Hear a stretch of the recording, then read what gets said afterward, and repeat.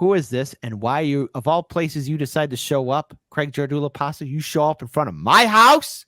Give it up. He's live in Nicaragua right now. Look, Pasta, I am willing to keep this show going on just a little bit longer.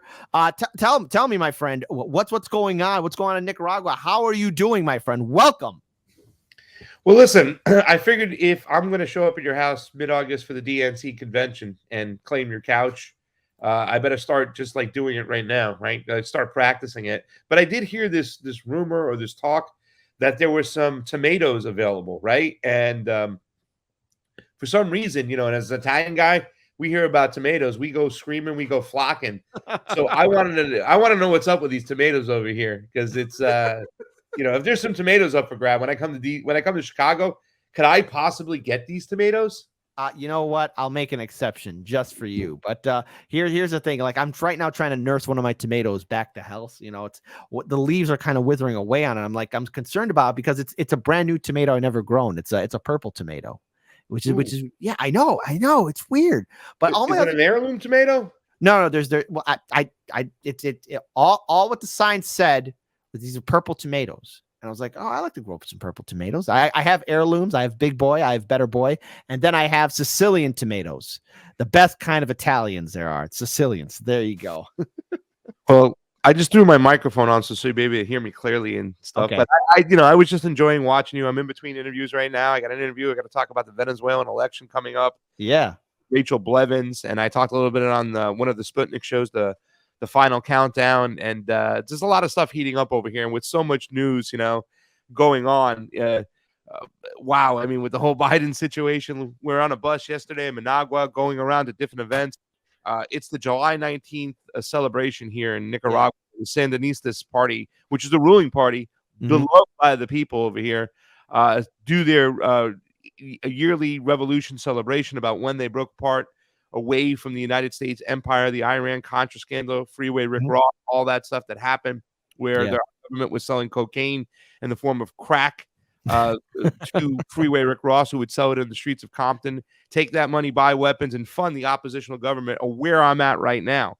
But how they treat us here, we're like just amazing guests. We go into these events and they say, these are the observers that are here to celebrate with us. And the Sandinistas step aside, the people, and they give us applauses and hugs and thank us for being here. And, they make sure that we're safely returned to the buses when we go there. It's just an amazing event going on. And it really just goes to the crux of what we talk about a lot, Kit, American empire and the harm and the murder and the death and the destruction that the empire, thrust upon these other countries. But while I'm sitting here, I'm waiting on a visa to get over to Venezuela. I still haven't even got the approval right now. I think they're always a little bit hesitant with somebody new, especially a white guy. They want to make sure it's not a CIA agent coming on in. Pasta CIA agent is extreme. I mean, come on. What are you trying to do? Get inside deep with the deep state? Shame on you, Pasta. I can't believe it. Well, when I got back from Cuba last time, it was my second trip there. I got detained for about 3 hours.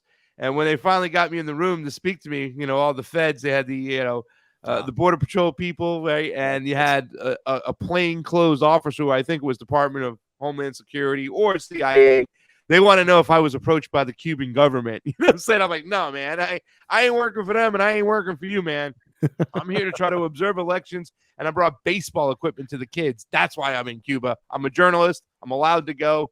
So that's it. But I mean, everybody's, you can only imagine like a country like Venezuela. When you talk about the big three, Cuba, Venezuela, and Nicaragua, you know what I'm saying? This particular election for Venezuela, if you just look at the mainstream media, if you just Google in Venezuelan election and look what they're doing, the hits, it's so hypocritical too, Kit. Right, I mean, you were in Chicago. You do work on these elections a long time ago, and you've been paying attention how fugazi they are, how fake they are. They're not elections, they're selections. But to sit there and be so hypocritical and wave the finger at Nicolas Maduro and the Chavistas saying that they're not having a free and fair process. Hey, man, I have the same mentality and the same message that I've always had. That's clean your own house first.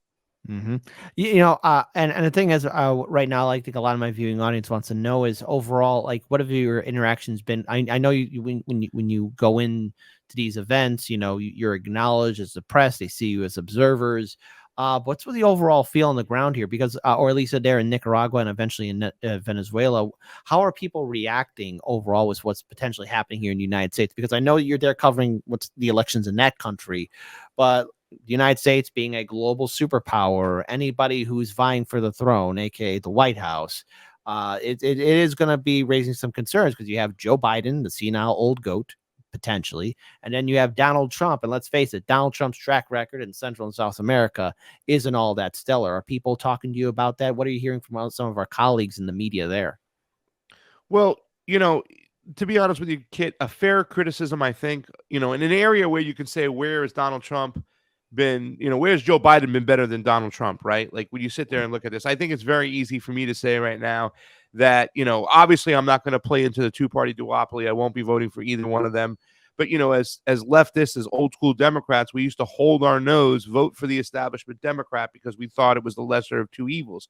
Right. Now I can clearly say my personal opinion, and I think a lot of people share that same opinion, that the Republicans are the lesser of two evils. I'm not going to play that game and vote for the Republicans. But the area in which I think Donald Trump was worse than Joe Biden, probably one of the only areas, is his talks about immigration and his policies in Latin America. Before leaving office, he labeled Cuba a state sponsor of terror. This was all while all the January 6th stuff was going on. I mean, literally days before he was leaving office, he did that. Now, a lot of people said it was a political move, and he did it to appease his anti-communist socialist congressional members in Florida, and he wanted to wrap up Florida, but he's also been in Florida for quite some time. Right. And he hears a lot of people that, migrate over here, and there's a lot of people that migrate over here that hate their governments back at home. I think a lot of them don't understand what's going on behind the scenes. I think, I was just in this Viet MAGA event, Vietnamese Americans that love Donald Trump. But, I think they're so upset, they just looked at it simply as the communist in Vietnam and whatnot. I don't think they understand, what the Americans were doing behind the scene to cause these problems. And that's what, a lot of people in Latin America, they understand exactly why they're in the positions and, why they're still facing the same challenges to this day, because the Americans are still thrusting upon those resource extracting tactics and whatnot. So, I mean, when I come to Nicaragua, Kit, and I love this country, this is the third time I'm here.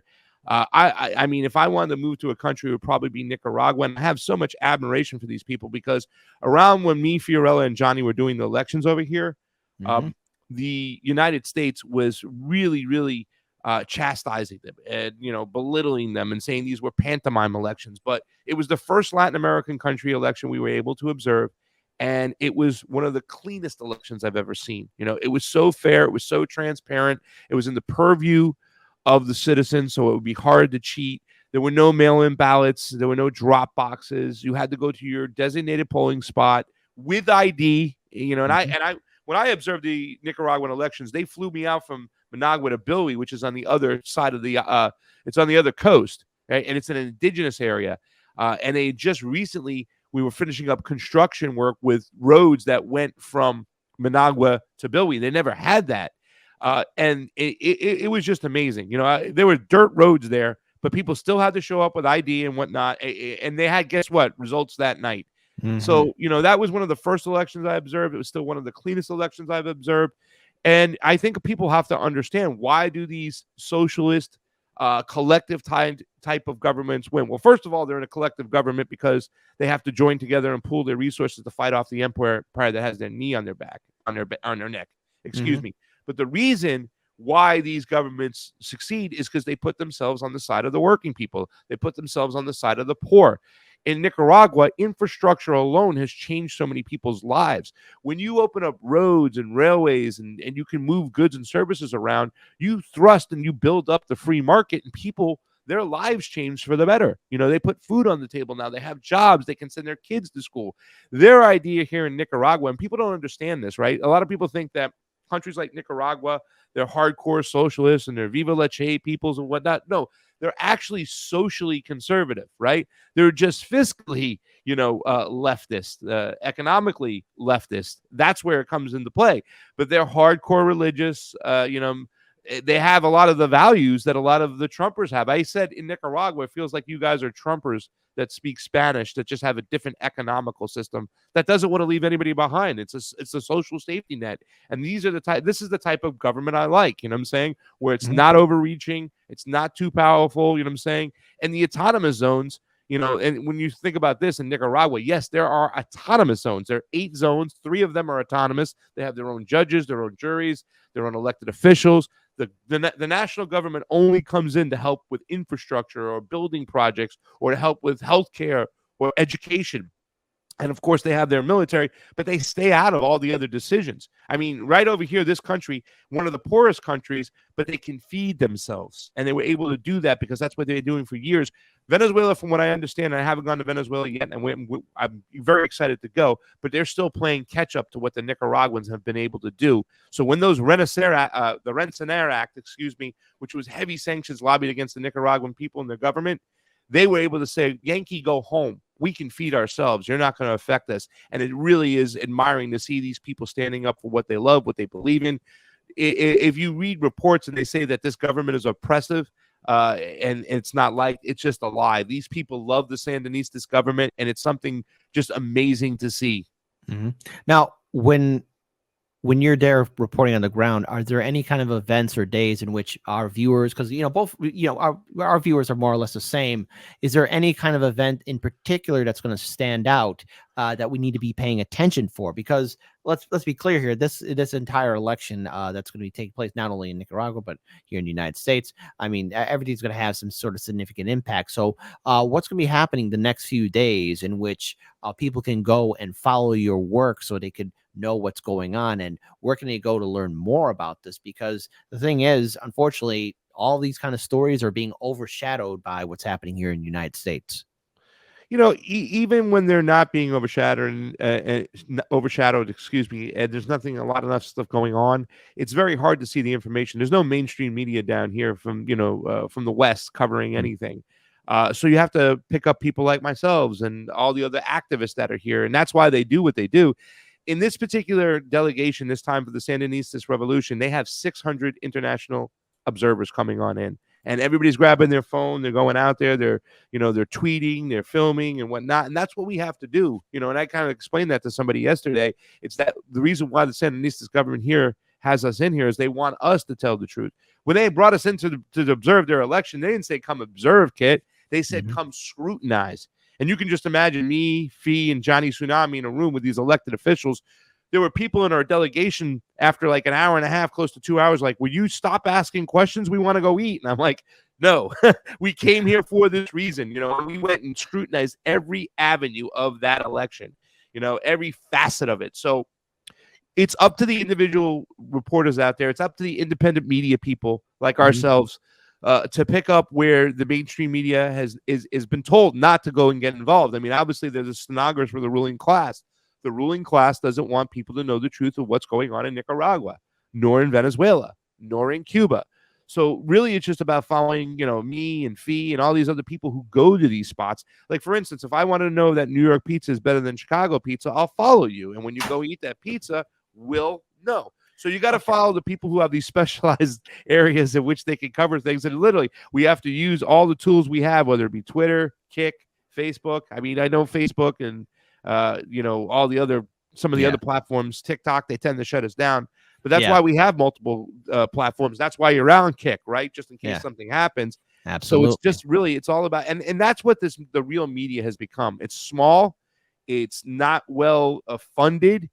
It's individuals who just have a desire and an ambition to go and cover it themselves. Saying if the mainstream media is not going to cover the story, then we're going to do it. That's how we started the Convo Couch.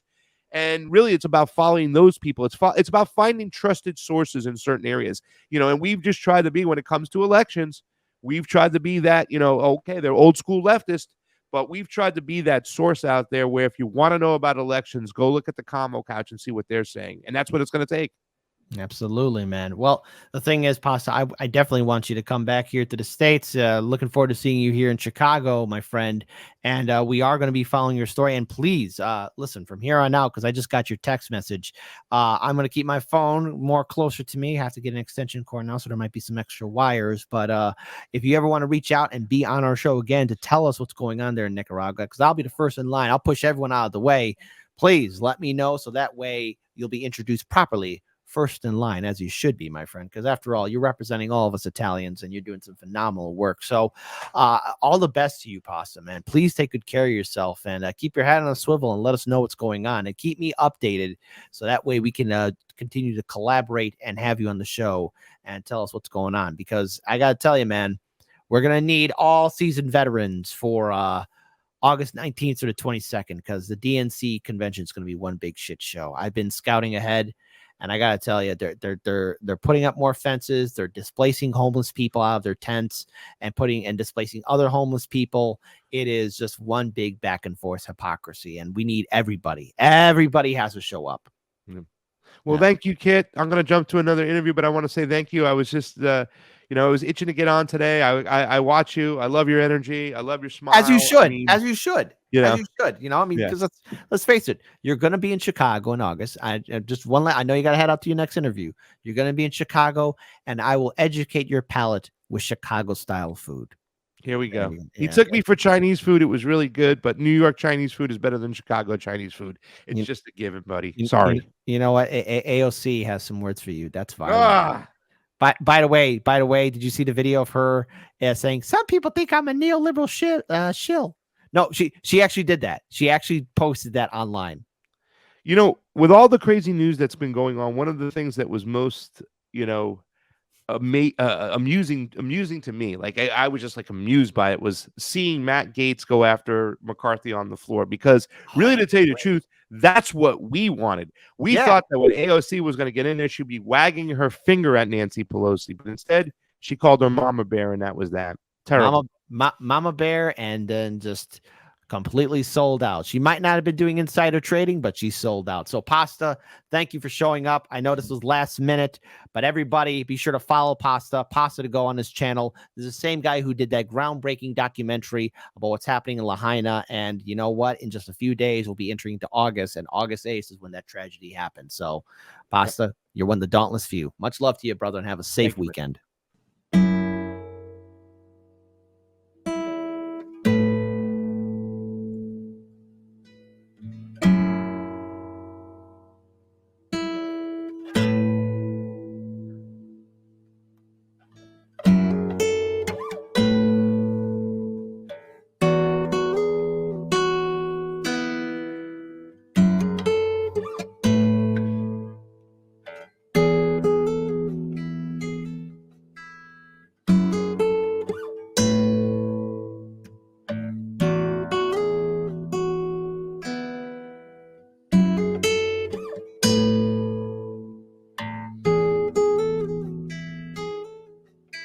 SWAT team took your neighbor today. Watched them as they walked him away. You told yourself extremists come in all different shapes. Met his eyes and lowered your gaze. Is it too late for us to ever change? We are collecting the dust of better days. They're always watching us, but we're never safe. We're not meant to be safe, not meant to escape. We aren't meant to wake.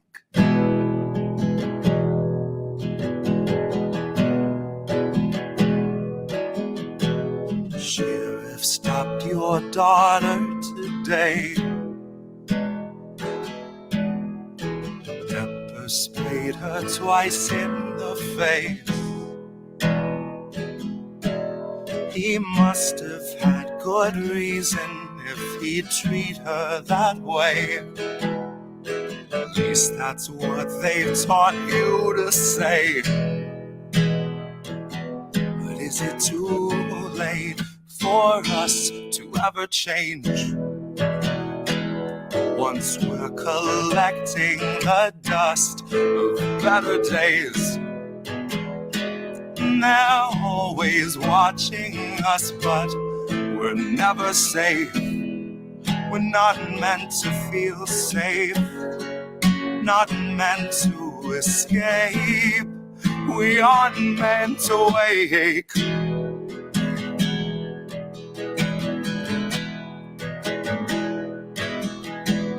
Feds arrived and had you detained.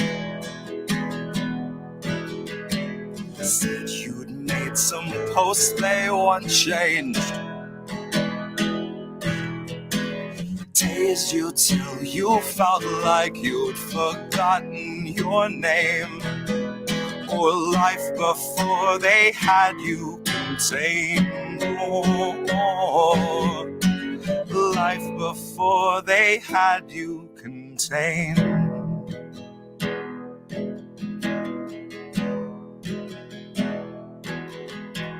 SWAT team took your neighbor today.